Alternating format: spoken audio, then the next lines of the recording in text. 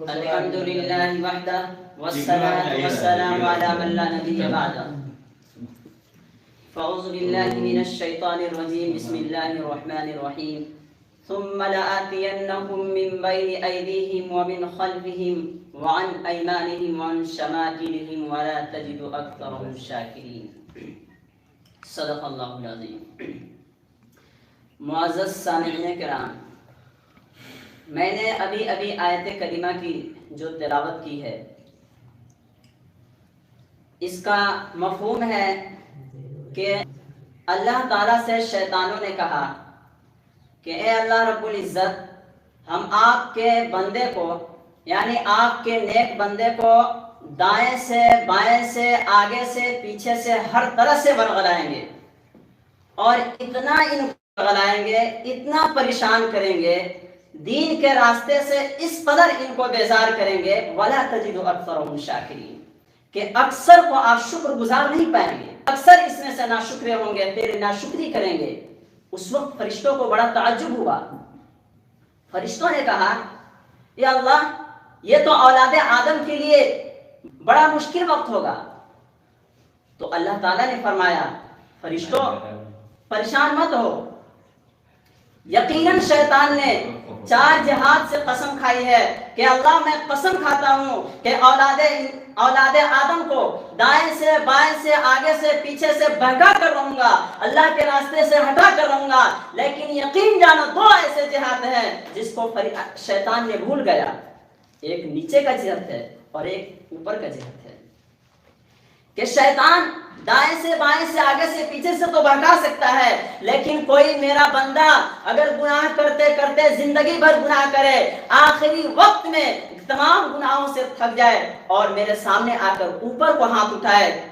تو چونکہ اوپر میں شیطان کے اثرات ظاہر نہیں ہوتے ہیں، اس لیے اس کے ہاتھ نیچے گرنے سے پہلے اس کے تمام گناہوں کو معاف کر دوں گا. اسی طرح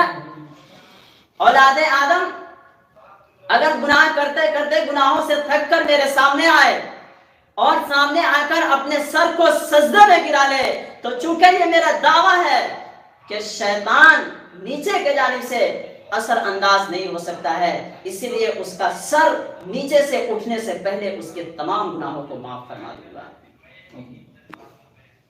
اس طور پر کہ شیطان نے اللہ تعالیٰ سے قسمیں کھائی، تو اللہ تعالیٰ نے فرمایا اے شیطان، اے مردود، تم میرے بندے کو میرے راستے سے بھٹکانے کی تو قسمیں کھائی ہے، تو ایک قسم کھائی ہے، تو اے مردود سن لو، میں ایک قسم نہیں تمہارے جواب میں 2 قسم کھاتا ہوں. تو نے صرف یہ کہا ہے وَبِعِزَّتِكَ لَأُغْوِيَنَّهُمْ أَجْمَعِينَ، کہ تیری عزت کی قسم میں تمام کو گمراہ کر کے رہوں گا. تو میں 2 قسمیں کھاتا ہوں، عزتی و جلالی، میرے جلال کی قسم، میرے عزت کی قسم، میرے جو نیک بندے ہوں گے، جو میرے پرہیزگار بندے ہوں گے، اس پر تیرا کوئی اثر نہیں پڑے گا. میرے دوستو، اللہ تعالیٰ کے جتنے صفات ہیں، تمام صفات کے صرف ایک نام ہے، لیکن اللہ کے صرف ایک نام ہے رحم، جو رحمت والا نام ہے. اس کے 2 صفات ہے، بسم اللہ الرحمن الرحیم. یہ اللہ تعالیٰ کی صفات کا کیا ہی کہنا ہے.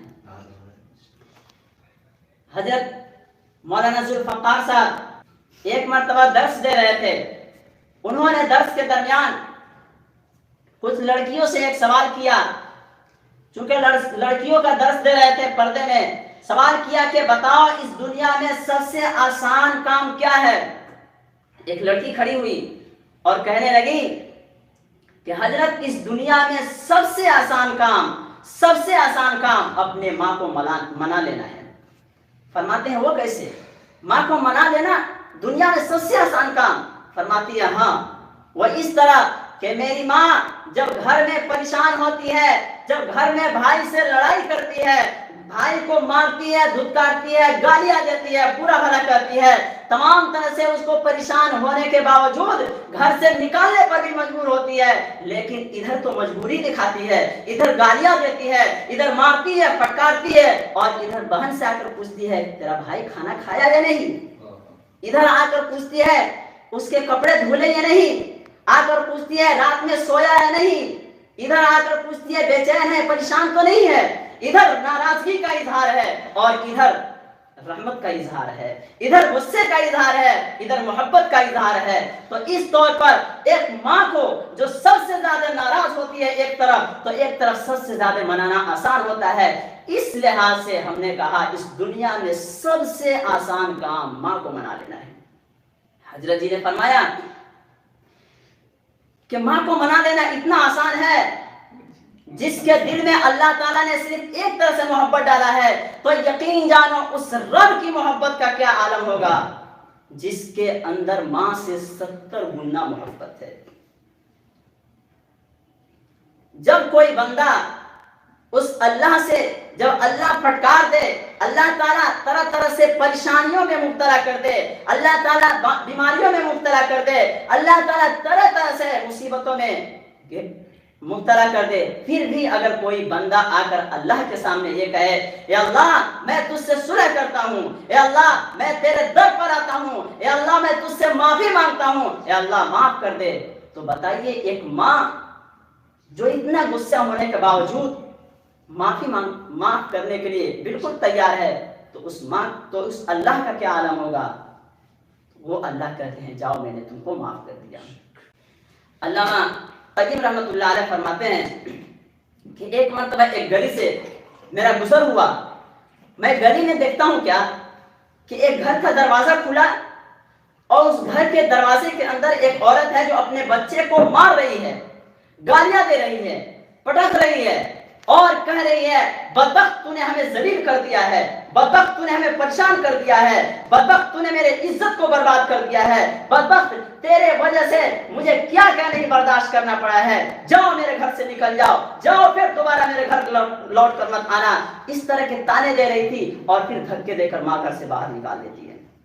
اور کلی لگا دیتی ہے، چٹکلی لگانے کے بعد بچہ جاتا ہے، کچھ دیر بعد جاتا ہے تو حضرت علامہ قیم رحمۃ اللہ علیہ فرماتے ہیں میں کھڑا ہو کر یہ منظر دیکھنے لگا، دیکھتا ہوں پھر بچہ واپس آ گیا، واپس آنے کے بعد میں پوچھتا ہوں بچے واپس کیوں آ گئے؟ تو اس نے کہا حضرت اصل میں تو جا رہا تھا، لیکن میں یہ سوچا کہ اگر اس در کو چھوڑ کر چلا جاؤں، اس گھر کو چھوڑ کر چلا جاؤں، اس شفقت والی چادر کو چھوڑ کر چلا جاؤں اور دامن کو چھوڑ کر چلا جاؤں، تو دنیا میں پھر تمام چیزیں تو مل سکتی ہے لیکن یہ ماں کی محبت نہیں مل سکتی ہے، اس لیے میں چلا آیا۔ وہ بچہ آیا اور دہلیز پر سر رکھ کر سو گیا۔ کچھ دیر کے بعد ماں کو ضرورت پڑتی ہے، ماں گھر سے نکلتی ہے، دیکھتی ہے بچہ یہیں پہ سویا ہوا ہے، زور سے ڈانٹتی ہے کہ اٹھو کمبخت، کیوں سو رہا ہے یہاں؟ تم تو جا رہے تھے، جاؤ گھر چھوڑ کر جاؤ، تیری کوئی ضرورت نہیں یہاں۔ بچہ کہنے لگا ماں مجھے معاف کر دے، ماں میں تیرا در چھوڑ کر جا رہا تھا لیکن مجھے یقین ہوا اور میں نے دل میں یہ یقین کر لیا اور سوچا کہ اگر اس در کو چھوڑ کر چلا جاؤں تو اس سے بہتر در کہاں مل سکتا ہے، اگر اس گھر کو چھوڑ کر چلا جاؤں دنیا کی تمام دولتیں مل سکتی ہے لیکن یہ در نہیں مل سکتا ہے، دنیا کی تمام آنچلیں مل سکتی ہے لیکن یہ آنچل نہیں مل سکتا ہے، یہی سوچ کر میں تیرے در پر آ گیا۔ اور یہ کہہ کر بچہ رونے لگا، عورت آگے بڑھتی ہے، اپنے دامن لے کر اس کے آنسوؤں کو پوچھنے لگتی ہے اور کہتی ہے اگر تیرا یہ یقین ہے تو یقین جانو میں بھی تیرے لیے اپنے در کو کھولتا ہوں، میرے گھر میں داخل ہو جا، جاؤ تجھے معاف کر دیا، جاؤ تیرے لفظوں کو معاف کر دیا، اللہ تجھے معاف کرے میں بھی معاف کر دیا۔ یہ ہے ماں کی محبت۔ اس لیے میرے دوستو اس اللہ کی جو اس ماں کے دل میں 1 گنا محبت ڈالا ہے، اس سے 70 گنا اس کے دل میں محبت ہے، اس اللہ سے توبہ کیجئے، اس اللہ کے سامنے گڑ گڑائیے، اس سے دعا کیجئے، اس سے صلح کیجئے کہ اللہ ہمارے تمام گناہوں کو معاف فرما دے۔ بس اسی بات پر میں اپنی تقریر کو ختم کرتا ہوں۔ آخر دعوانا